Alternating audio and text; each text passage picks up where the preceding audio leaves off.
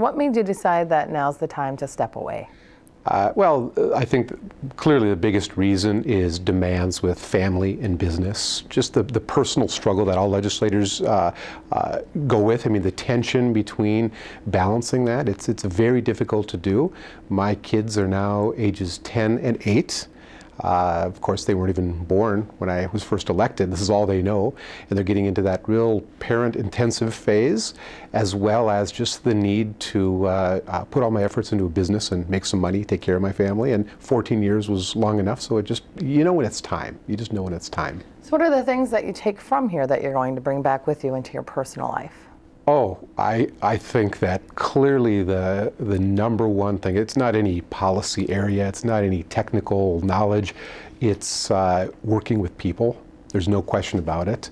There is no greater laboratory for understanding people, motivations and desires and competing interests than the legislature, than this type of environment. And having juggled that for 14 years, I feel like I could probably test out of becoming a licensed therapist, I think, from all the help we've had to give to people and advice and coaching and everything else. But that's probably it, just working with people. You touched briefly on the word policy, so let's talk a little bit about policy and perhaps some of the legislation that you're most proud of. Oh, going over the years, I think just from a high altitude, of course, I ran for office under the this notion of limited government, lower taxes, the common themes you hear from conservative Republican candidates.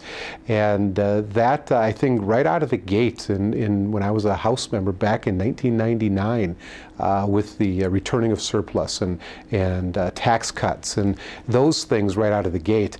And then, after I ran for the Senate, of course, I was a minority member for, well, it would have been 6 years. And it's a whole different environment. Now you've got to figure out how to get things done as a minority member. And I would say probably legislation-wise, policy-wise, a high point would have been working on election reform issues in the 2010 legislative session. That had been about a 2-year-in-the-making process, working through. That was in the wake of the Coleman-Franken recount and all of the things that we had to change, dealing with absentee ballots and the whole process, and moving the primary. Also some campaign finance laws changes, dealing with Citizens United.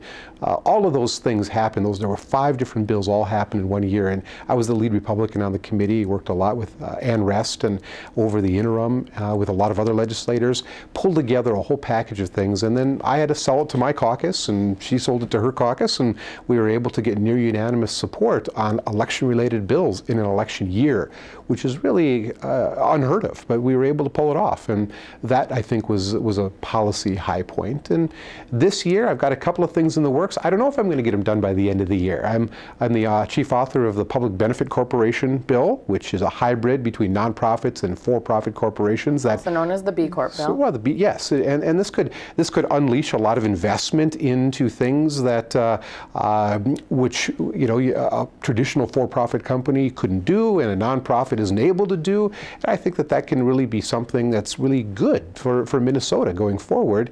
So that's another policy item. And I have advanced, I think, a lot of awareness on occupational licensure.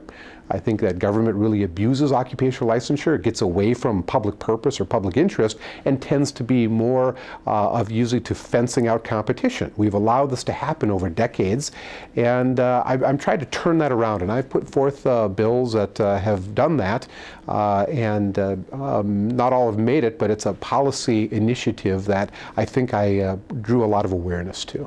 You're known for working across party lines. That's funny that you would say that. Well, you just mentioned Senator Ann Rest. You've got Senator John Marty working with you on this B Corp bill. And as I researched a lot of your former legislation, former Senator Linda Scheid, who has now passed away, she was a co-author on a lot of your legislation as well. Do you credit this for getting some of your packages Well, you know, we do two things here. Obviously, we're elected because we want to affect an agenda that aligns with our philosophy and our beliefs. So when it comes to core principles, I'm certainly an outspoken partisan. There's no question about that. I will debate you about the role of government in society and taxes and all those sorts of things. And we'll have a very, you know, we could have a very difference of opinion, like I do with Democrats. But then at the end of the day, you know, if you want to do some things that maybe aren't partisan in nature, well then you need those relationships, and you go forth and you find those areas of common ground, and then you can do some things. Not everything we do is partisan bickering. You know, I hear that a lot from people say, well, just stop the partisan bickering. And then what I say is, you know, one person's partisan bickering is another person's principled debate. I mean, it all depends on your perspective. And you know, it's separating those two. And when you can get into the area of common ground and say that these are things that are not partisan in nature, grab those opportunities, and you can get some things done. And so it's interesting that you would say that, because I mean, it's just a question of choosing when is the appropriate time to stand on principles, fight for your beliefs, and when is the time to work with people and then get something done, and knowing the difference between those two. Do you think your political career is on hiatus, or do you think it's done? I don't know. I just know that right now, as I said earlier, you know when it's time to quit, and the role I'm playing now, it's fascinating. I love doing it.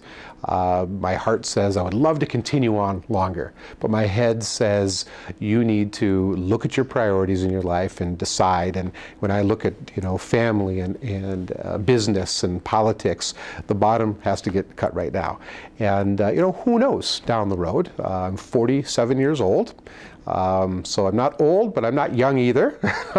And who knows, you know, maybe a decade from now, some other opportunity would come up, and my kids will be older, and I'll have other opportunities, and you know, you never want to close the door. Okay, Senator, my last question for you is, now it's not even a question, it's an opportunity for you to provide a statement to your constituents. What would you like to say to them? Oh, well, I just am honored and privileged. You know, I left I grew up in Apple Valley, of course, and I spent some time in the Air Force. And when I left active duty and moved back to Minnesota, it was to run a business and to get into politics in some way. I didn't know I was going to be elected to office.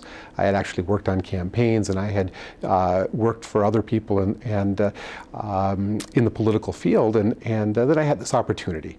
And just by showing up to precinct caucuses and saying, I'd like to be the candidate, and my constituent that had showed up to precinct caucuses, they said, you can be our standard bearer. You can do this. And I am so honored by that. And then, of course, you carry that to the general election.